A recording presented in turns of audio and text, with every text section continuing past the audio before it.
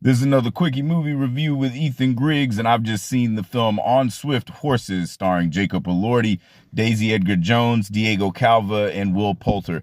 And this like the third movie I've seen with Will Poulter this year. So I mean, they give to that dude, he's really putting in work. And honestly, he might have been the best thing in this movie, and they weren't even using him to his fullest capability. I mean, the film takes place in the 50s, right after the Korean War, and you got Jacob Elordi and Will Poulter, they're brothers, and they both served, and it's basically them just trying to, basically be in normal society, after having a fucked up childhood and shit. And, Will Poulter's woman in the movie, Daisy Edgar Jones, she's, grappling with shit, kind of gambling addiction. They're both gamblers, her and Elordi, and they got a weird thing going on, but it's never like kind of consummated. It's just all, it's just weird. But, she's got lesbian tendencies, and Elordi's got, homosexual tendencies. And, it's just kind of the type of shit where Douglas Sirk meets Rainer Werner Fassbender, but the director and a lot of the actors weren't really capable of like really pulling off what they were trying to pull off. It's kind of danger with no consequences, emotions with no feelings. It's pretty bland.